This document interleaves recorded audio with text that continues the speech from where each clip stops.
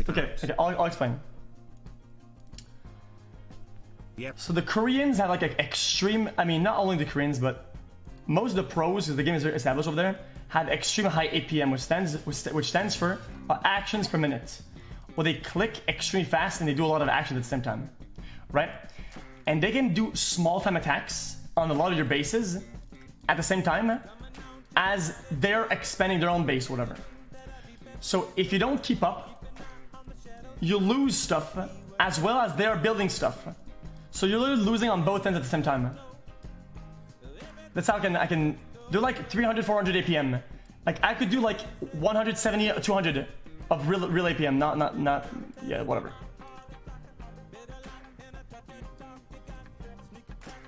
And it is very good. So that game, I was like, that game, I'm not gonna be pro at it. I played in a couple of pro tournaments or like open brackets where I did do pretty well, but I knew that I wouldn't make it. But then when I played League, I had played Heroes of New Earth when I was young. Heroes of New Earth is what we call Dota 1.5. They have a lot of heroes from Dota 1. As a Korean and APM, I am very offended. Not all Koreans have high APM. Last try. Chat, we got him. Racism. Okay. You get it, chat? And I played the game a lot and I was very, very good at it. But it just felt like the game had no scene. Like, you couldn't be pro at it. Which I didn't care about because I enjoyed the game. You've ignored this question the last 2 times I've asked you this. But then my friends... Why don't you think there are more 1v1 FPS games? Don't you think that team-based games are cancer? Why not rely solely on yourself? Yeah, but they're social. And a lot of gamers seek a social experience simultaneously. But they're social. People love the social aspect of games. Even if it's upsetting and it makes them mad, at least they feel like they have a connection with other people. And sometimes that's very meaningful. It's a fulfilling experience. Anyway, I played that game a lot, and I was pretty high rated. Like I don't know how high on the ladder that would be. I think I peaked at like rating 1,902, which I don't know if anybody even knows if that's like what is that, like top like 2,000s like that? In Heroes of New Earth, that's pretty fucking high. That's pretty fucking high. Anyway, I played all the time, and then this new game came out, League of Legends, and I hated the way it looked, so I didn't play it. But then, you know, I went to school, my friends played it, dude, and they're like, yo, dude, we're playing this game, lol, and I'm like, dude, it looks for kids, yo.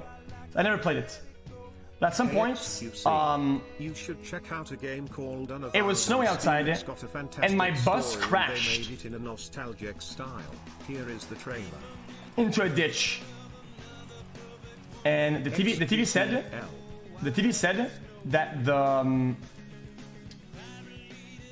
TV said that the schools were closed for a snow day.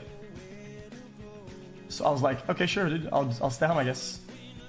I mean, of course, I was happy.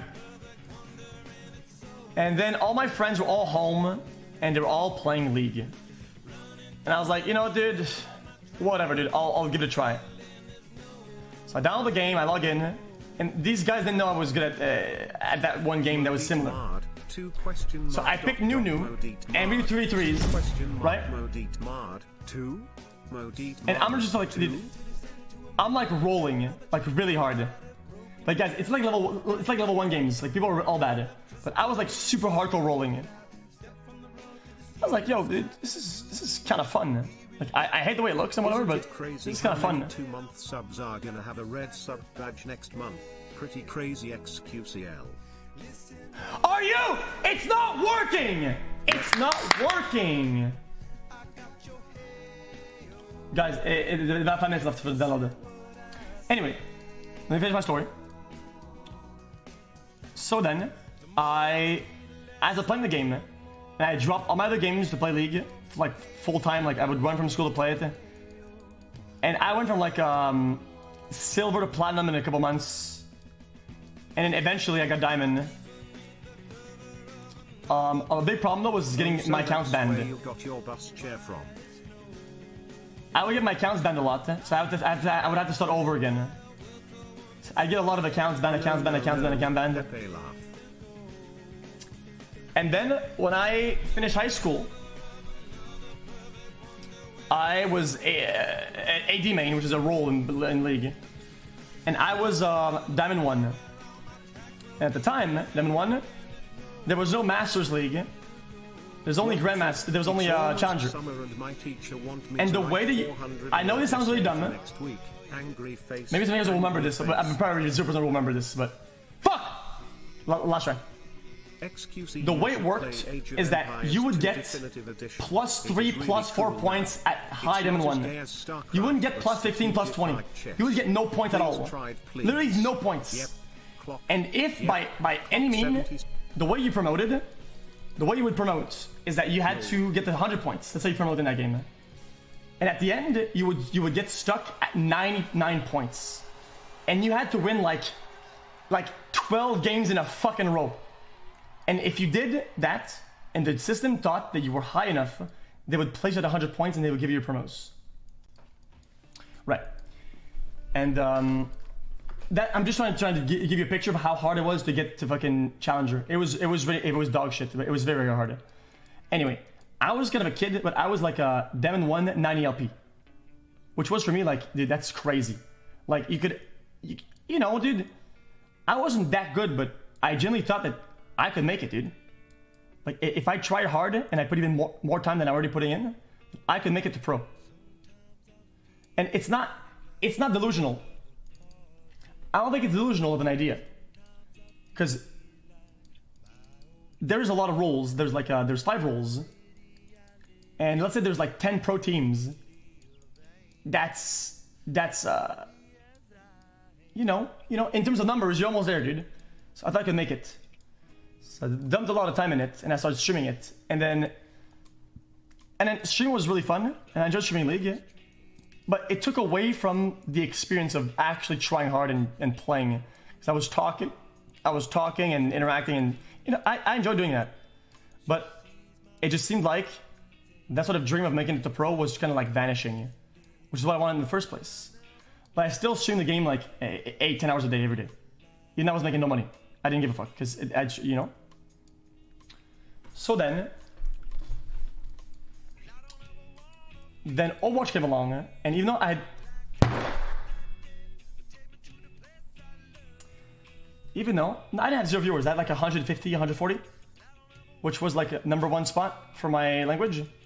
In French Canadian, I was #1, which was pretty cool.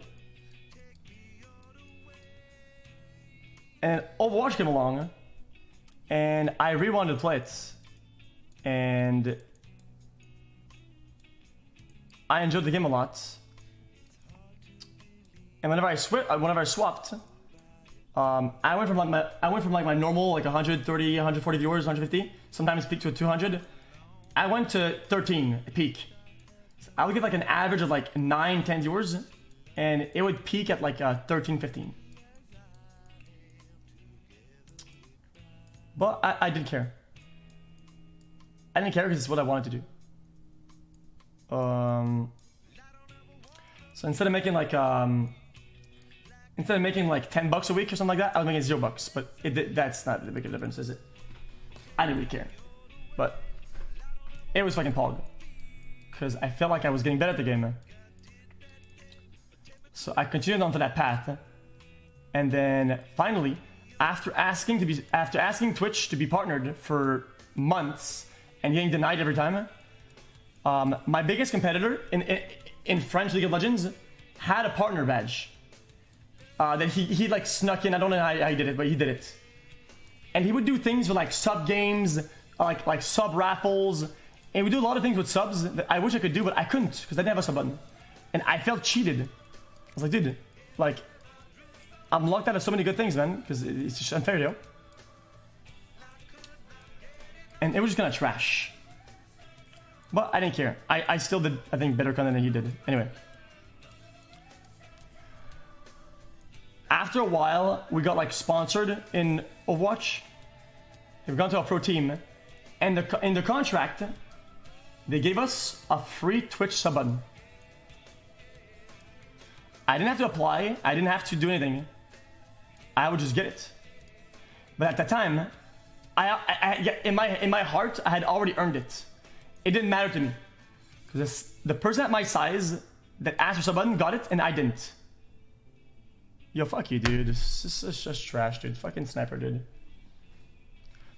So, I got my sub button, dude. And the first day I got 12 subs. I remember I had 12 subs and I was like, dude, that's fucking sick, dude. The people from League that left me, even though they did leave me and they're not even watching the stream anymore, dude, they still came by to sub to encourage me, dude. And I was like, dude, that's fucking sick. Poaching. So I had 12 subs. And I was really happy about that.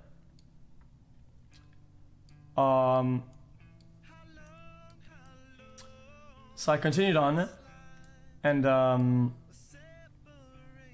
yeah, guys, it's a long story. This could go on for hours, but anyway, long story short, it was from League that I got the idea that I could make something out of gaming, or I could become a pro if I put my head to it, and it translated to Overwatch.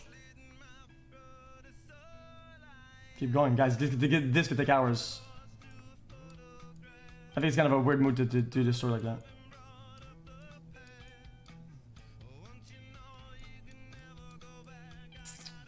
Okay, well, if I'm gonna continue with this story, I'm gonna have to go back a little bit then. Okay, I'll continue with the story then. It's a long story. Okay, I'll tell you guys how pro gaming became for me then. It's a good story. Okay. So I'm gonna go backwards a little bit in the story. I'm gonna go backwards a little bit. And go back to the point where I swept Overwatch. I wasn't that good. I was okay, but I would only play Reaper. And I was pretty low ranked. And I played with this guy that wanted to compete. And it was a DPS, and I was really bad. I couldn't aim, but I was delusional. So I stuck with him. And we would both play double DPS, and he would complain about our teammates being bad at the game, and whatever. He's a cool guy, I like him. His name was Fraser. Anyway, the dream of competing was kind of lost because he quit the game. Because he knew we were not going to make it, and he was in law school. So I felt kind of alone. When I played solo queue, I kept playing Reaper and whatever the fuck. And I kept dying to this big tank character that would stun me. And I kept saying, even after days, who's stunning me? And I wouldn't even put the time in to understand who was stunning me. And it was Reinhardt. So I picked up on the character because I wanted to be the guy that would stun people instead of being stunned.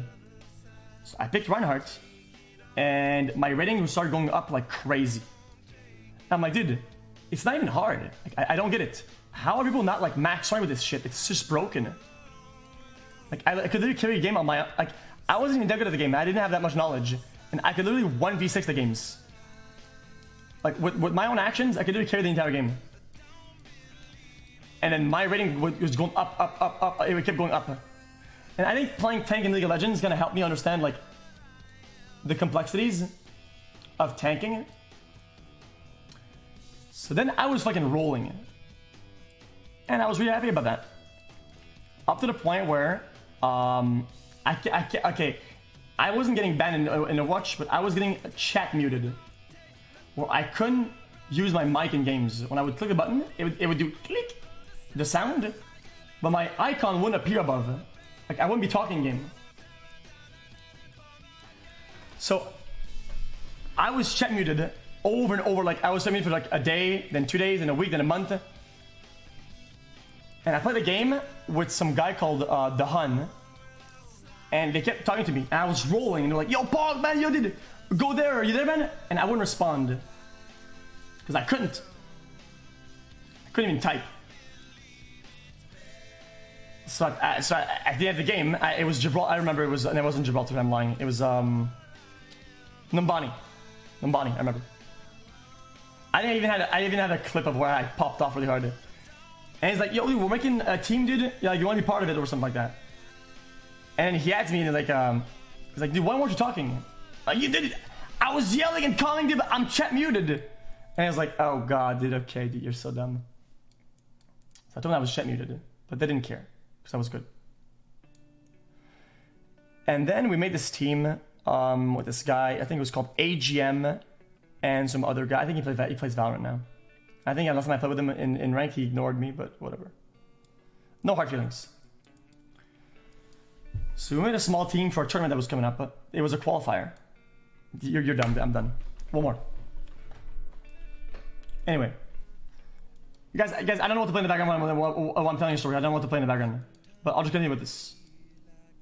It's just background content. Who cares? I'll just continue talking. So then, we met together. And we started scrimming. And I didn't understand English very well. And I would tune in and out of comms because I didn't understand all the things they were saying.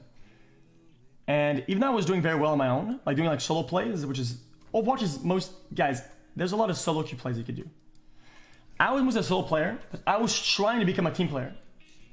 And after one day of scrims, the next day was the tournament. And I remember it was all 5 of us, and we were playing on Route 66, which is a map. It's whatever. And we were winning, but I wasn't listening because I didn't understand what he was saying. And we were kind of winning. And I felt under pressure. Like I was trying to show that I'm good. I was trying to be better. I was trying to improve all at the same time. It was very overwhelming for me. But I didn't care. I just did it. And anyway, at the end of the scrim block, I'm like, yo guys, tomorrow, dude, we're gonna be up at like 8. Okay, we're gonna practice until 9 and it starts at 10. Like I don't remember what the schedule was, but I was like really hyped about this. And the leader of the team was like, guys, listen, we're not gonna make it. We're bad, and we're not gonna win. And frankly, I'm not gonna waste my time. So I'm gonna give you guys team captain. I'm leaving the team, and tomorrow I'm gonna go to work. Like he says, I think he said, I'm not gonna take a day off of work to play with you guys, something like that. And I was kind of sad because I knew that it was my fault, sort of. Yo, $50, you crazy herders, you're nuts. Thanks for $50, man. You're crazy. Emotional, man. Hey, BBC, chat's good at midnight. I turned to 24 years old. I just want to say thank you for brought me so much entertainment in the past. Wish you all the best. Thanks a million times, dude. Guys, add the notes enough because I want to focus on the story, dude. Anyway, it was kind of my fault, but whatever. So, the next day, we couldn't participate because we didn't have enough players. So the team split in 2. It was me, the Hun, some other guys, and he had told me about some other guys that were also in between a team. So we did a merger. Me, the Hun, and I think Jolson with some other guys. And we did a merger. And we couldn't really scrim. So we 6-stacked like a bunch of bitches. And we built teamwork and whatnot. And that was the first iteration of our team called Team Q. It was called Team Q question mark. That's our team name. Okay, I'm gonna focus on the gameplay a little bit also. And we started playing, we started scrimming, started practicing, and we were doing tournaments and we weren't like really good. Like there were problems with our team. Some teams would leave, some people would come, like it was just pretty fucking bad. But we were getting better. But at the time, I had peaked at rank 1 in solo queue, and I think I ended at like rank 81, which is like super fucking high, but it wasn't that crazy. But for tank it was really good.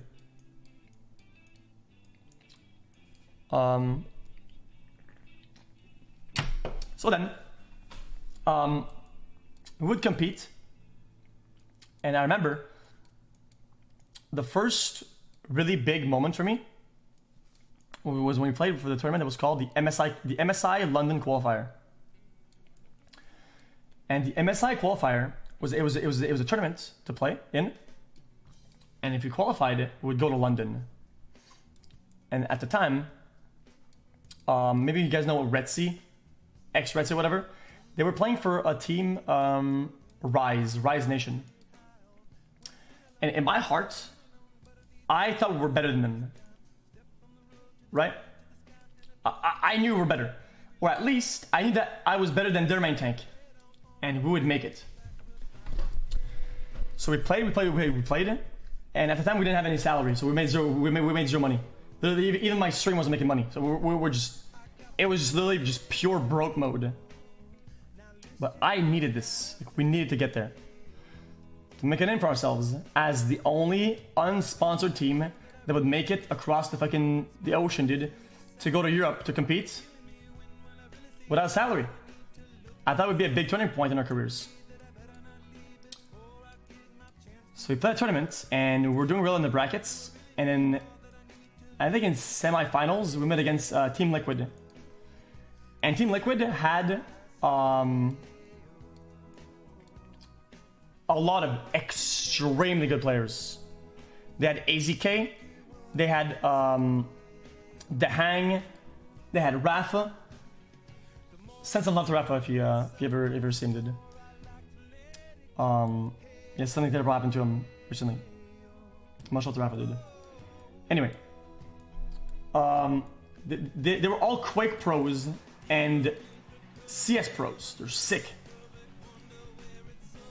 And we were out, I have to be honest, we were outmatched. We were not going to win that match. On paper, we were not going to win it, but I was dedicated. We're fucking winning this.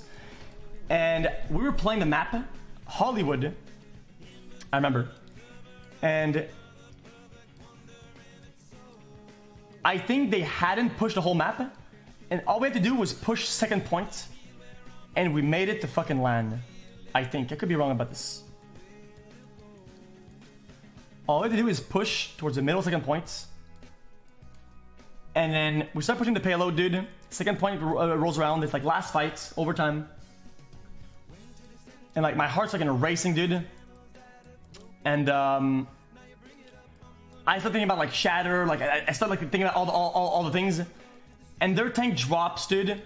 I block his Shatter.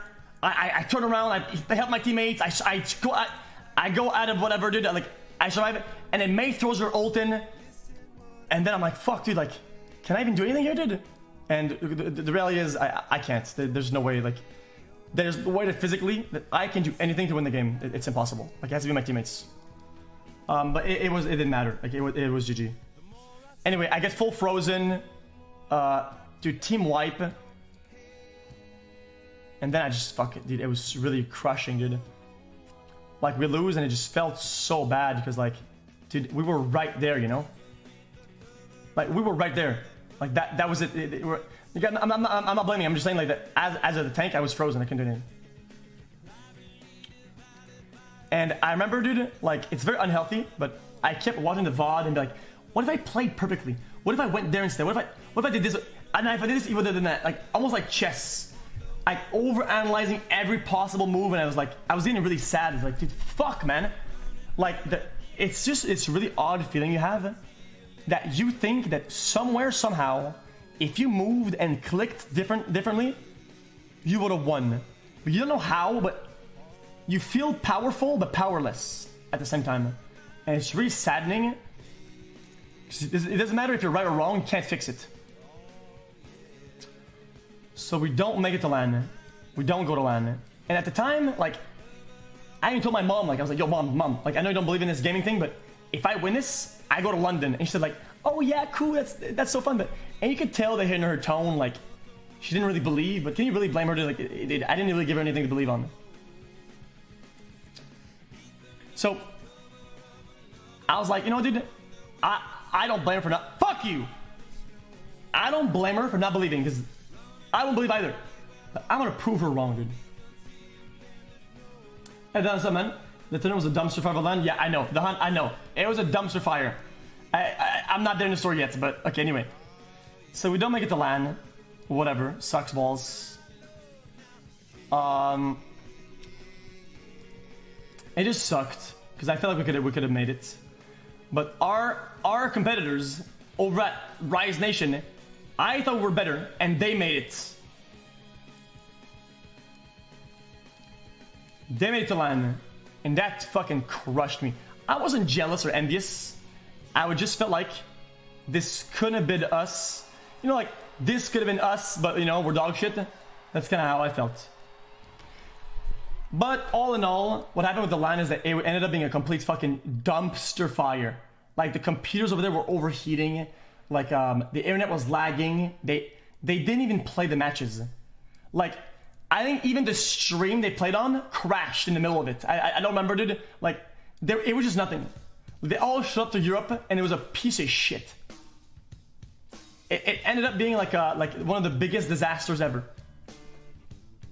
So I'm not gonna sit here and say, I'm glad we didn't go, but you know, it's whatever.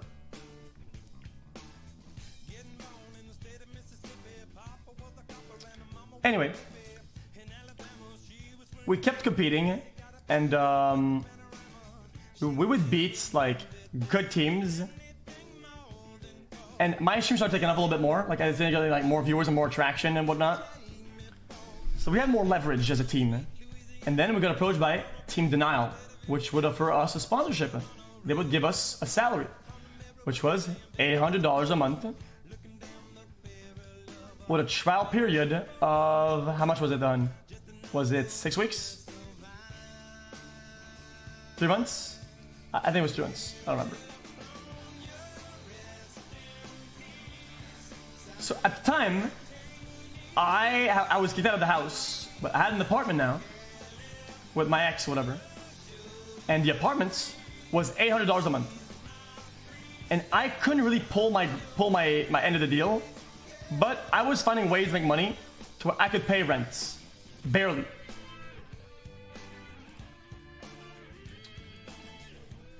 I could barely pay rent. But fuck it. But when I heard, actually it was before. No, it was before. That was during the trial period. During the trial period, we weren't getting any money. But I told her, in 3 months, I will get a salary. Look, it says it in the contract. I'm gonna get paid. So we can move out. So we got this apartment. And for 3 months, I was getting paid. So it was hard to pay rent. But whatever. And then we competed, we were winning a lot of games, we were doing pretty good. But the owners were never happy. Cause they were a bunch of bitches. Like, we're like, yo dude, look man, we won this. Or look man, we won this event. What? And then they're like, okay, but what does that even get you? Like, it gets us over there, man. They're like, yeah, but is there gonna be a lot of viewers? Or like, well, like 1K or something. They're like, okay, well we need like promotion and shit.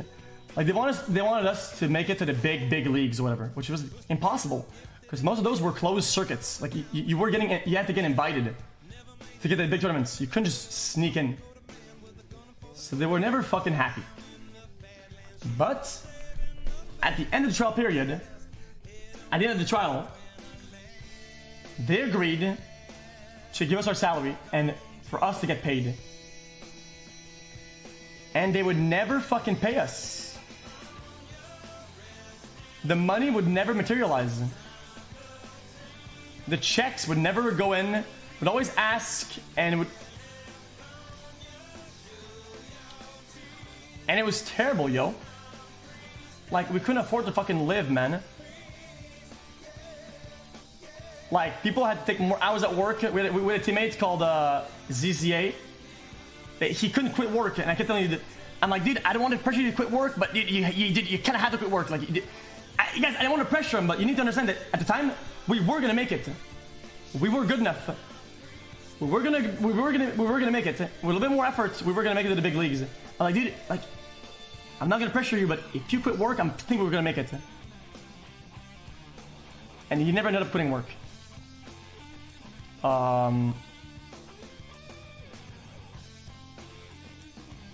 Which is good.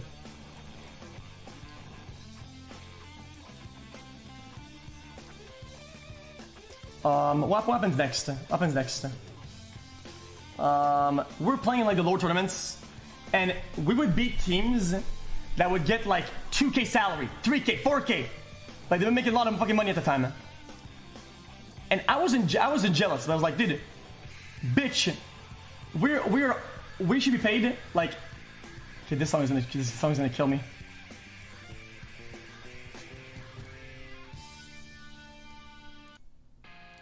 I was like, dude,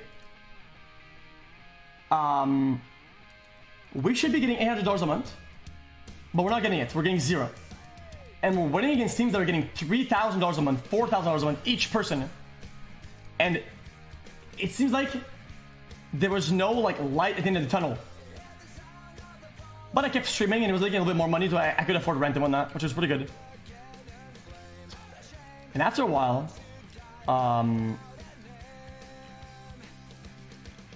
we started being like extra. We found a strategy that we were doing that was working very well for us.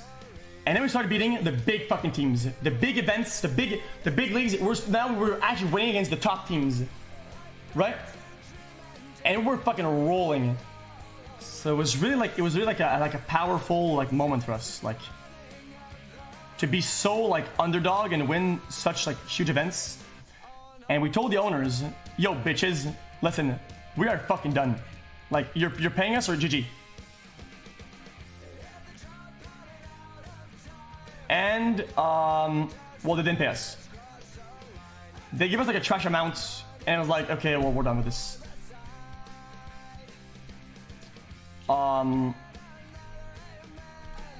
Yeah, they still owed us money, even the years after.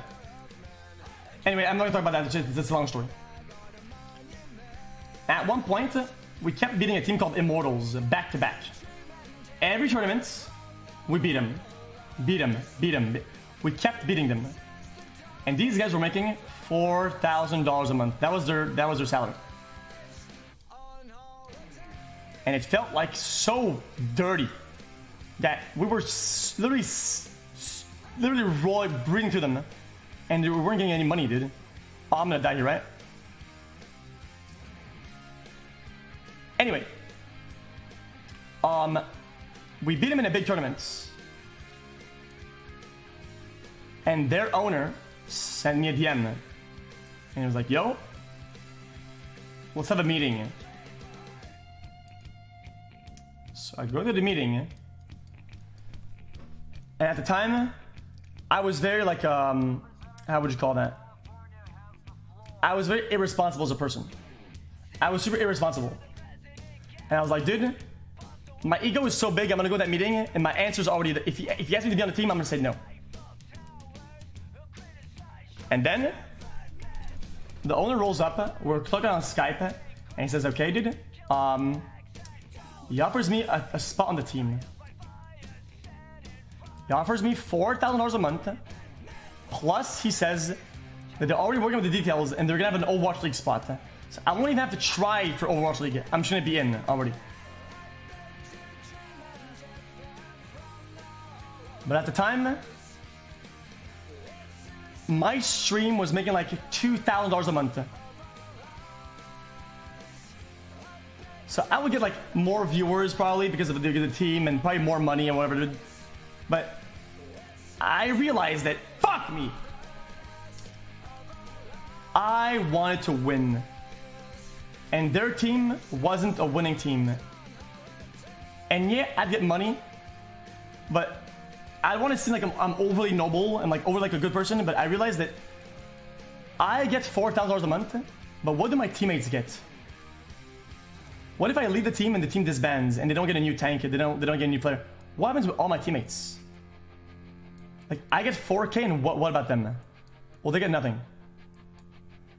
So I'm the only one, because of my stream, that can afford to not be on a team, and I'm gonna leave all of them without a team. Oh, that's just bullshit. That's just not good. That's just really trash. Right? It's just bad that I could be the only one who could afford it, and I would be the only one who would leave it. That's just fucking garbage.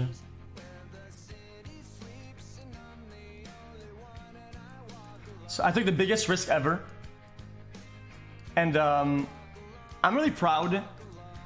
Because at the same time, it's not even like I considered it. I would feel bad today if I remember myself where I considered it, but I didn't even consider it. It wasn't even an option for me. It wasn't an option. Like, I feel like I would have been guilty to even think about it. Even thinking about leaving it would have been a crime. Right? Does that make sense?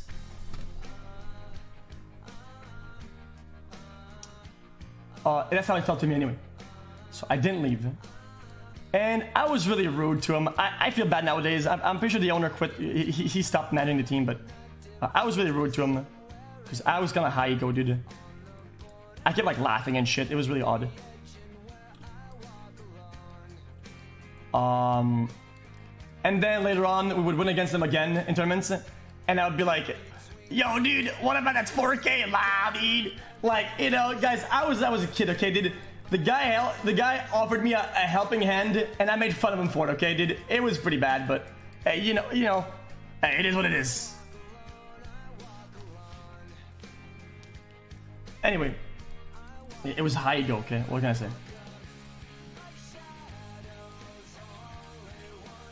And then, it was the biggest risk ever that I ever took. At the same time, because Overwatch League was coming up, and what would happen there, dude? Like, there was a chance that literally none of us would make it. So I don't leave the nest and we don't make it. Like, I couldn't. Like, at that point for me, there was no alternative. There was no option. There was no, oh, like, but what about the stream? What about it? Like, it was, we have to make it. Like, the price, the entry ticket, I just paid it.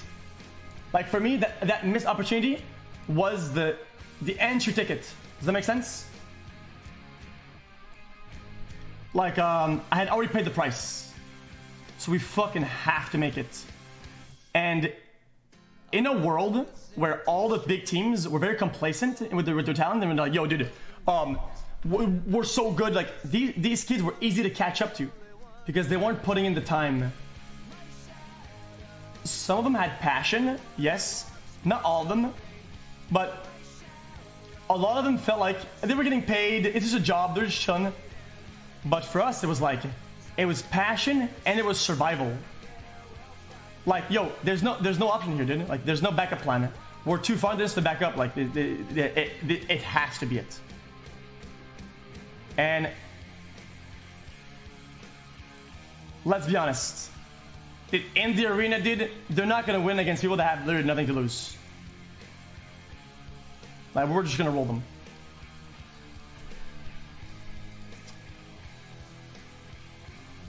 And basically what happened is that I made a really bad move that everybody hated me for months, even years. Fuck! Okay, chat. I'm gonna should play in the game while I'm talking because this is getting kind of repetitive a little bit. I think this is getting kind of dumb. Okay, one last try. Because I don't want to play in the back while I'm talking, dude, you know? Anyway, long story short, what happened is that I just felt like with one of our players, we weren't gonna make it. I wasn't team captain, the Hun was. But I felt like one of our players was lackluster. And I felt like we weren't gonna win with that person. And that was one of my best friends. Probably my best friend. The guy that I got along the most with. And a big tournament was coming up, and it was very important. Very important. And I felt with all the pressure and this big need for survival and to make it, I had to do something about it. So what I did is that I had another friend that was really good at the game, and nobody really, not a lot of people believed in him at the time, and I didn't know why, but he was very, very strong. He was Linkser. And I believed in that guy 100%.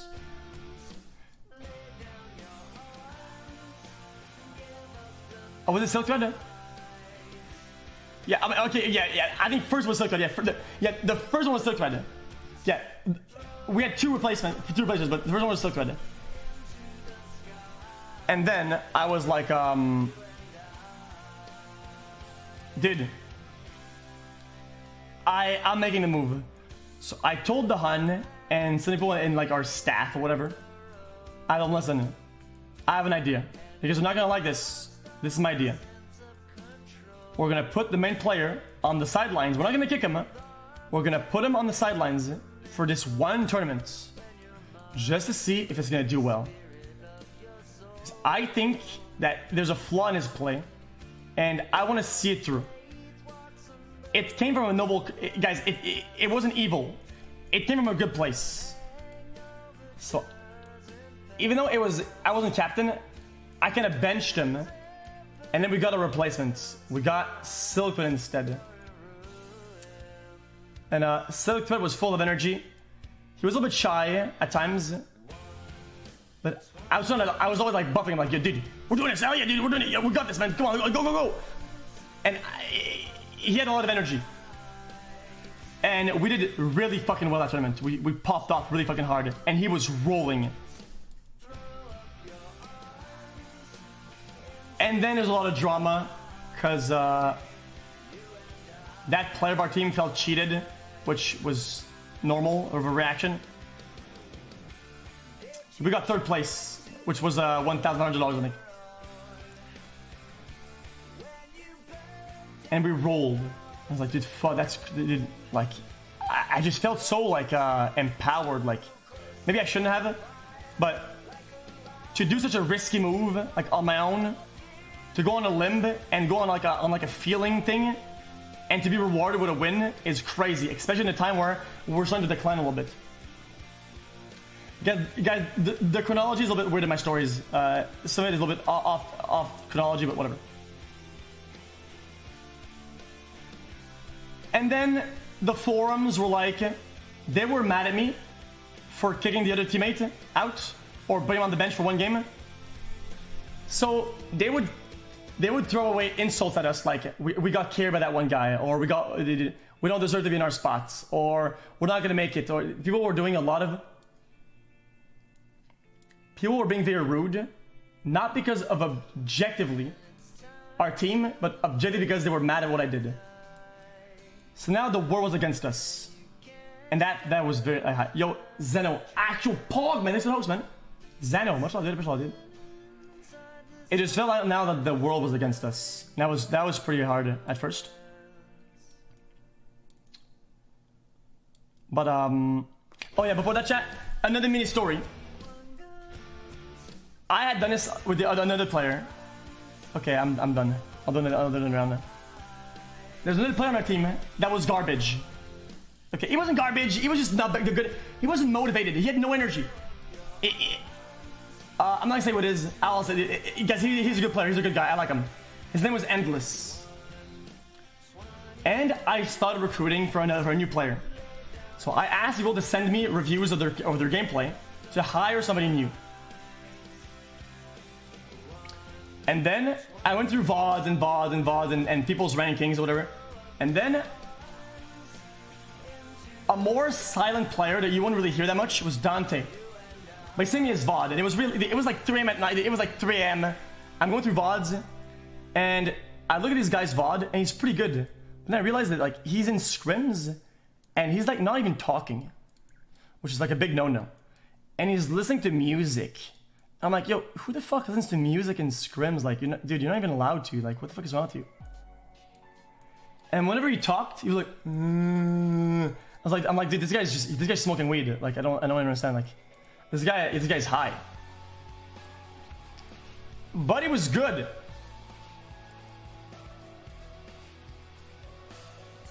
He was good. He was a good player. So I gave him a tryout. It was Dante. And he was like a solo player, dude. He wouldn't even listen. He was good, so we hired him, and that's how Dante came on. That's how Dante's career started. I would say. And I was really impressed at the time. He had like a 100,000 subscriber YouTube channel for Minecraft. I was like, that's really cool, man. You know, like this guy's content, yo.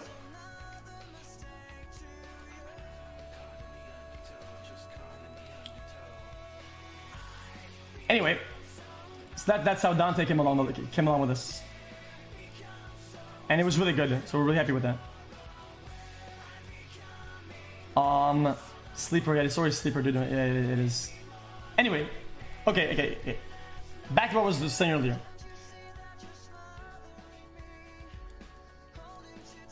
So now we were getting success with this new player, this this replacement of ours.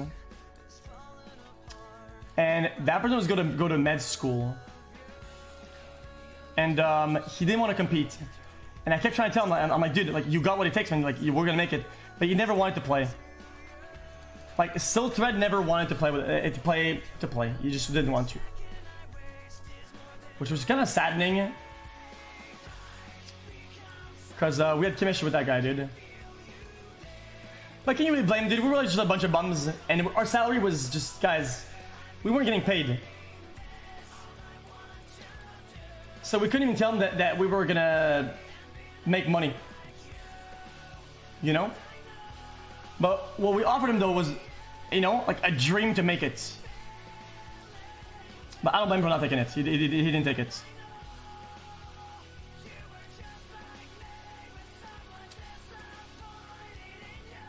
And at that time at this time in the story, Overwatch League was announced. There was a lot of hype, and there was a lot of big teams that were dropping their players.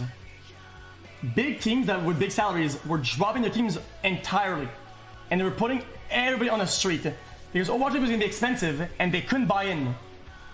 So why bother sponsoring players if you're not going to be in the league and you can't afford it? Why bother? So a lot of good players were not available to pursue the dream with us.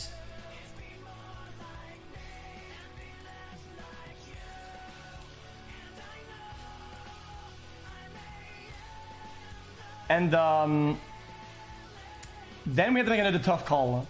Ambitious and Chemana did, but we kind of had to drop the Hun. Because he was a good player, but a lot of times we needed him to fix one thing in his gameplay, and it wasn't getting fixed. Everything else was good from him, but there was one thing where that wasn't getting fixed. It was him using his ultimate ability. So we got a new player instead. We hired Custa. And Custa was like, I was really happy. It felt like, I was like, dude, hell yeah, man, you're so fucking smart for the day. I mean, it was a no-brainer, but I did it. There was another moment where I felt so empowered, like, dude, holy shit, like, this is Pog. He was talking a lot. When my strats were trash, he'd say, no, we're not doing that, stop, we're doing this instead. And then every time I had a bad idea, he'd say, no, we're not doing this. And he was very vocal. And we needed that. I was the voice of leadership, but we needed a voice of reason. And Custa was the voice of reason.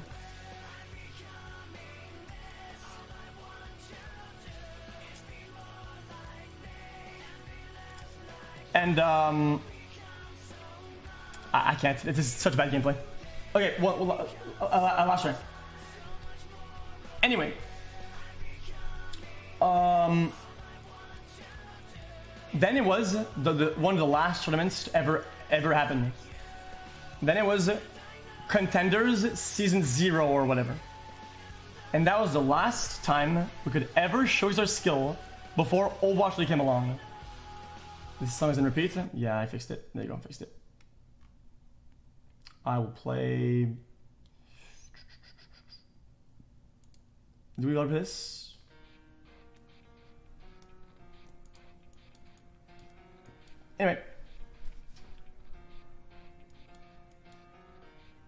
Anyway, this was gonna be our last tournament, and I have to be honest, like, to me, like, nothing mattered anymore. Like, only competing mattered. There was nothing. Like, the stream, I liked it. I love the stream, but this had to be it. Like, once again, like, it was like the, like,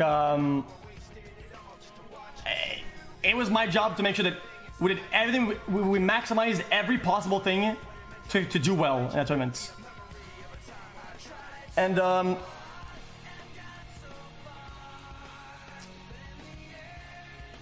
we made it to like the I don't remember, like the finals of that tournament. We went to the finals and we had to.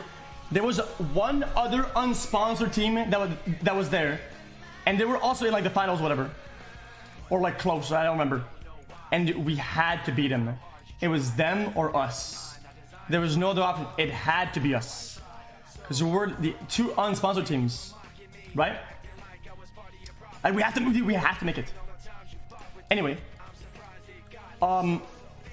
before the tournament, I'm not throwing under the bus, but now they wanted to go to VidCon or whatever the fuck, yeah. Because he was still like a known YouTuber at the time. So, he went to VidCon. And he was gonna play from somebody else's room. And in the past, I have blamed him for this, but it was unreasonable. Like, I didn't want to blame him. Like, I just felt like in a spot where we need to maximize everything, I was disappointed because we're all trying to maximize our performance and all trying to like only think about every possible thing that could ever help us to compete. And this guy goes to another guy's house. Like, I get it, it's a video game, but comfort in your own room matters a lot. And I just thought that he would perform not as good. Maybe he did perform up to par, but I felt like in another room, in another like place, he wouldn't compete as good as he would. And it just kind of saddened me a little bit. So we played, and we all did pretty fine, and he did fine too, but I feel like he could have done more. And then we lost last round, like last game, last map. And I was like, wait, like this is it, like this is done, it's over. Like it's literally over. Because then what am I gonna say to possible employers for our team? What am I gonna tell them? We're the best unsponsored team. We literally lost in the last round of the most important tournament to another unsponsored team. Why wouldn't they get them instead? Like, I have no argument. I have nothing to go on with. I can't convince them.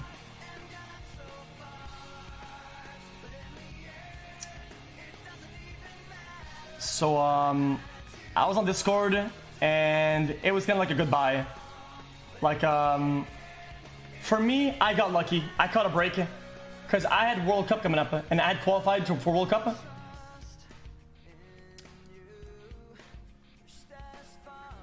Yeah, I had qualified for World Cup. So I could showcase my talent one more time on the world stage and still have a chance at this getting me hired on my own for the Watch League team. But that's not a luxury all the players had. So it was kind of a goodbye. Like on Discord, it was kind of like, yo guys, like we told the staff, you know, because we had like coach or whatever, and we're like, guys, it's kind of done. GG's. Goodbye. That kind of.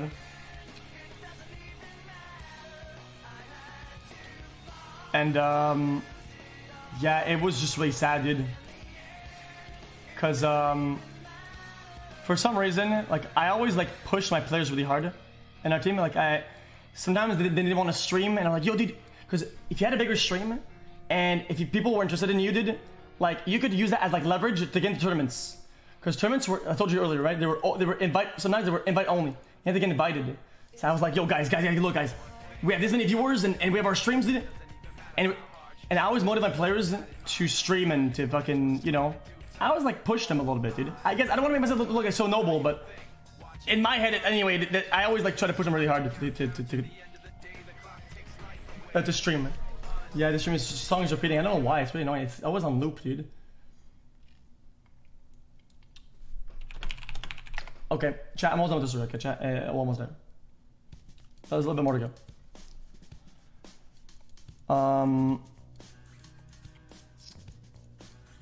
So, yeah, what was I? Yeah, that was kind of the end of that.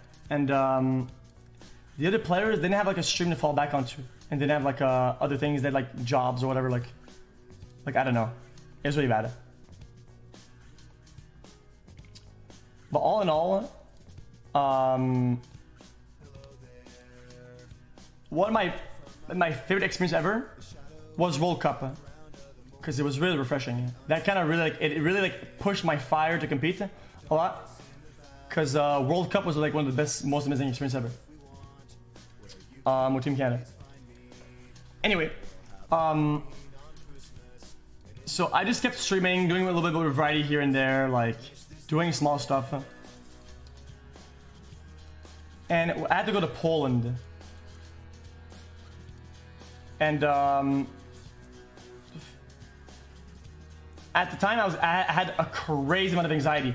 I had like a crazy amount of chest pains and like tunnel vision, fucking like panics, dude. It was really bad. Like I couldn't get out of the house that much.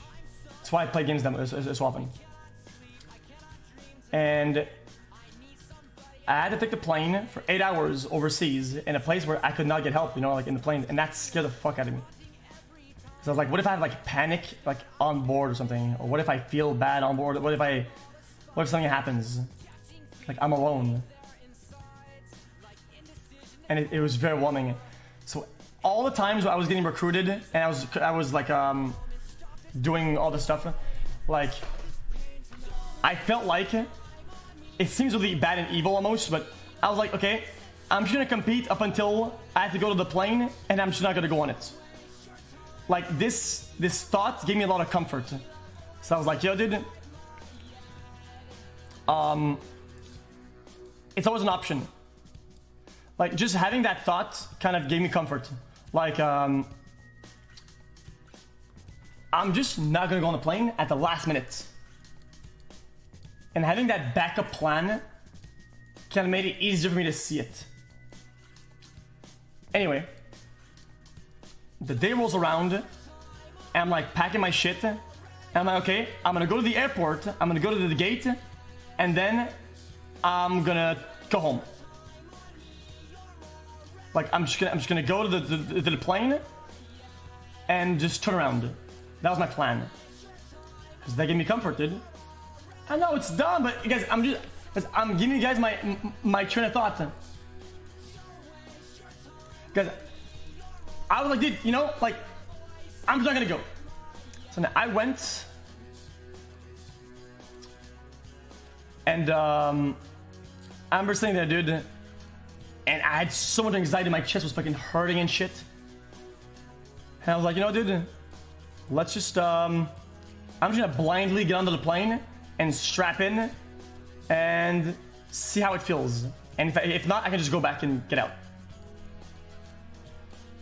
So I go on, dude. I go onto the plane and I strap in, and I start getting like crazy panic, like holy shit. And then they start like closing the plane, and I'm like, dude, like I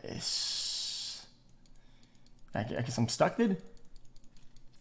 So I kind of purposely put myself in positions that were hard to get away from, so I would force myself to do it.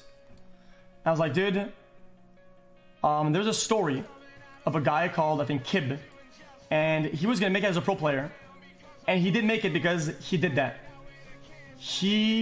I think, I could be wrong about this, but he qualified, and when it was time to fly, he didn't fly. I could be wrong about the story, but it's how somebody else told me. It's how somebody else told me. And I was like, dude, I'm not gonna be that. I'm not gonna be that. I got this. And I was like, dude, there's no option. Like, I put too many things behind. I sacrificed too much and went through too much shit to just not go. So if something does happen to me, whatever, dude, I kind of like came to terms with the idea that I was like, dude, whatever, man. Like, that's just how it's gonna be. So I was really fucking scared. But I flew to Poland, and I had like 4 panic attacks on the, dude, it was crazy. But I still went. And then I got there and it was really fun. Like there was like all the teams were there, like all the Koreans, all the other languages. I even had like fans in other teams of the other countries. It was really cool.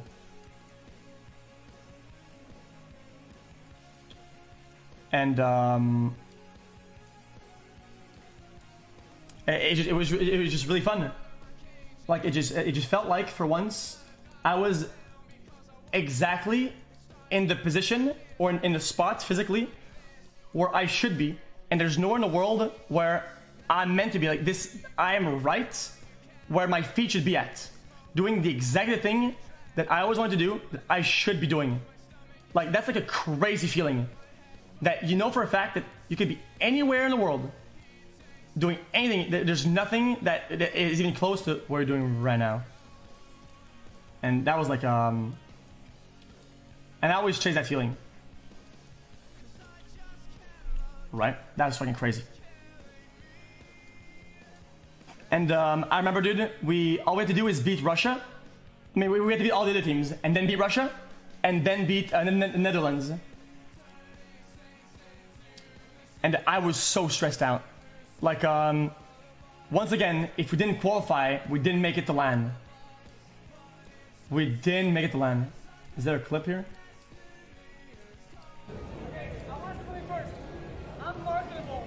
He's marketable. I can't watch. I can't do it. I'm sorry. Keep doing it. I'll do it one more time. I got to do it one more time. Yeah, one more. Taxi. Was that? No, it's not good. Sorry, do it. He's committed. He's committed. Any other ideas? No, he's doing it one more time. You can do open hands if it's easier. If it's easier for you.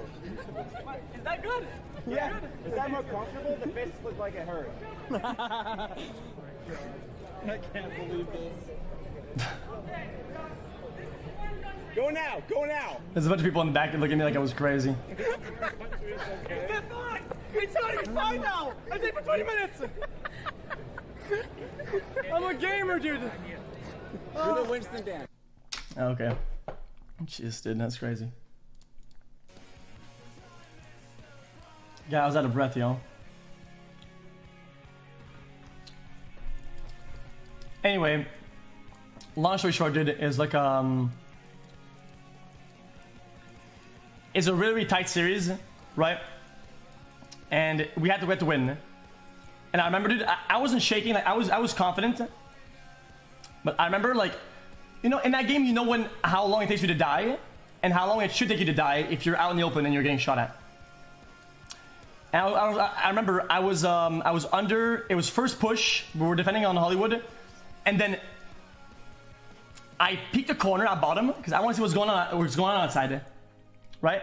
And I peeked the corner on that map, and I die like fucking instantly. And I was like, "Holy shit, dude! Is this the end, dude?"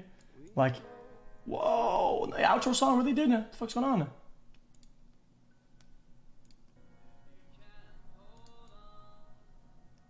Right? And anyway, I ended up playing like really safe and really well, dude. And we kind of beat him, like super close match. And then we qualified. And I was gonna go to BlizzCon. Like, isn't that crazy, dude? To go to fucking BlizzCon to compete? That's fucking crazy. And we didn't get there by fluke. Like, I had to fucking travel to Europe and compete and win to get there. And I was fucking pog. Fuck me! Okay. And then that's where I met Soda for the first time. I met Mitch. I met like Surefour introduced me to Soda.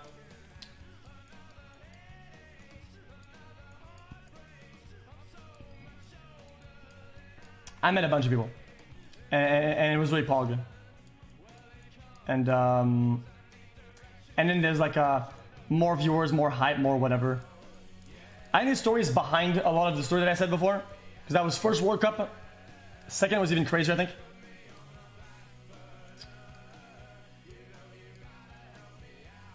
And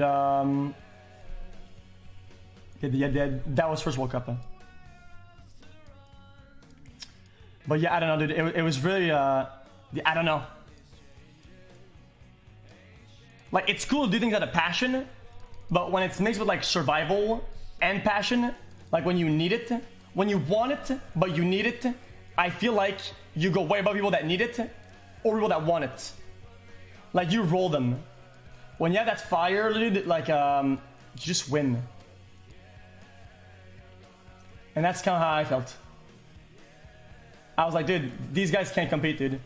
Like, yeah, I didn't get beta access because I used to scam people in WoW. So I think I was like off the fucking beta list for Overwatch. I didn't get into beta, so I was late. I was like, these people are way better than me. But, dude, like, you know, I wanted it and I needed it.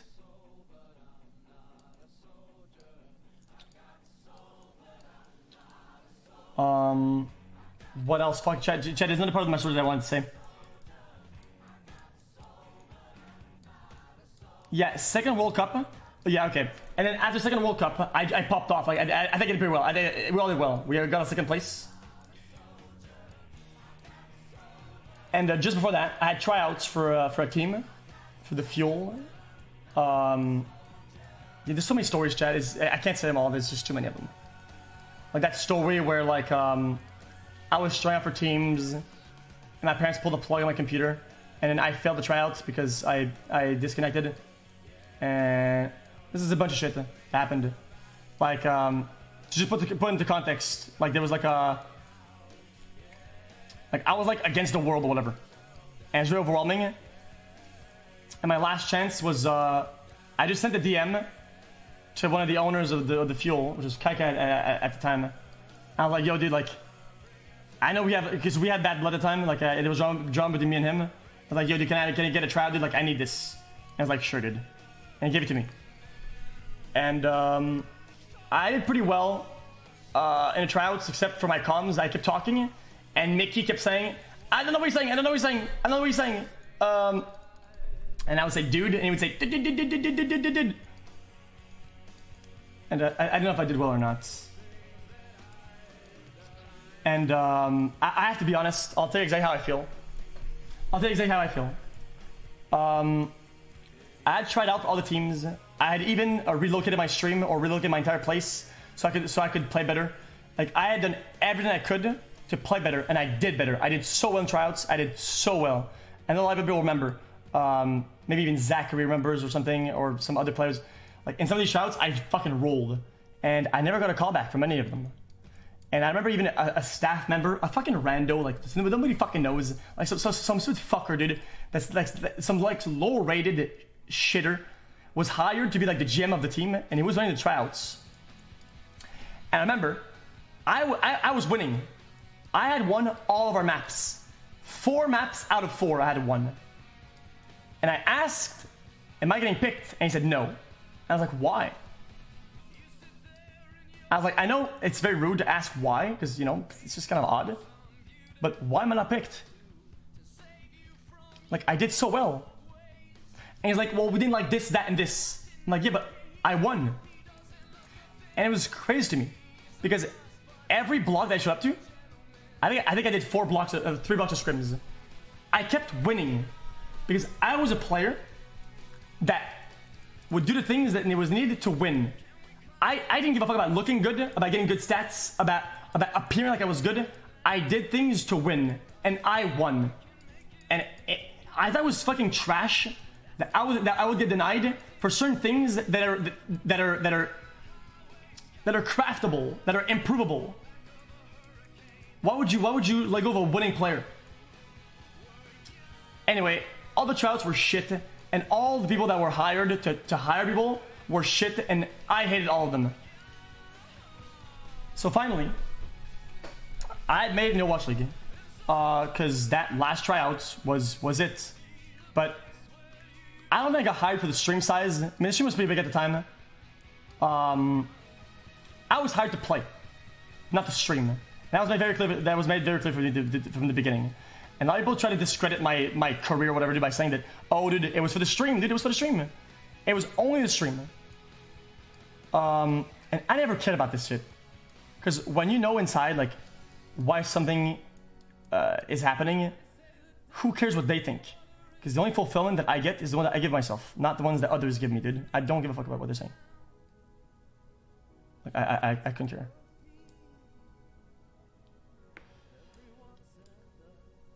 And Yo, dude, your mom is fat. Your mom is fat, fat mom, fat, big whale mom, whale big, and I fucked her. Thank you. So I had to say bad words to this guy so he would feed. Fuck! I'm sorry, dude. I rolled you. Anyway, let me finish the story. And I have to be honest. I got hired to play. And I signed the contracts and whatever. And yeah, I got less money than I thought I would get. And less money that my value was worth. I was extremely underpaid. But I didn't care because it's what I wanted. I wanted to compete. And there was no price for that. So I just signed and whatever, dude. And at the time, I was promised a certain amount, and people were saying you need an agent, so they negotiate. And I got an agent, and they negotiated, and I got less than the amount I started with, and I had to give them a cut.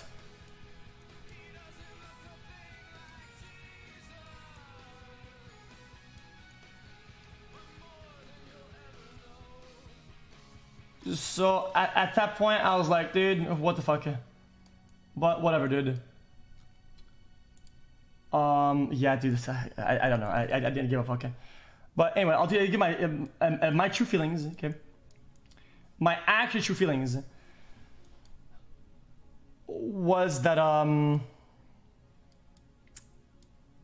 even though I was on the team, that like energy. That the team before, the energy of like passion and survival and all in and that mentality is like so powerful, and it's what I signed up for. It's what I always wanted to do. And then I got into a team that was already built, that people were just like, I don't know, like the energy wasn't there, like it's just not what I signed up for. It just felt so different. And it seemed like anything that I wanted, even though I would get a salary and get money, like who cares? Like the whole reason why I'm even in this place is like the passion, the fire, and this disregards all of it. And it felt really fucking hollow. Like I felt like I chased something. I said this before, but I felt like I chased something for so long. I wanted to be on a team, and as soon as I got it, I was like, is that really what I wanted, dude? And honestly, it's not. It's not what I really wanted. It was kind of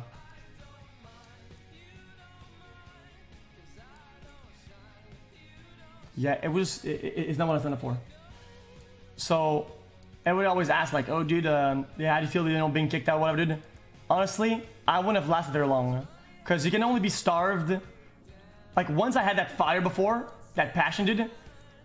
If I was starved from it for a certain amount of time, I could only last for so long until I lose and then I lose my shit. And I was about there when I got kicked out. I was on the edge. So it kind of like coincidentally was good,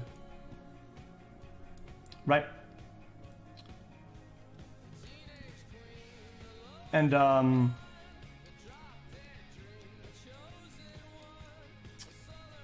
yeah, it sucks. I wish we had made it. Like, when there's no option, it's always more pure. Like, there's no other things to do. Like, there's no like, oh, backup plan. But there's no like whatever, dude. It's really pure because there's nothing else. This is the only thing your mind is on about. Like, is that doing that one thing?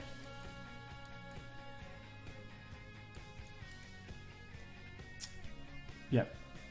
Okay. I think that was a chat. Yeah, I don't think there's much more there.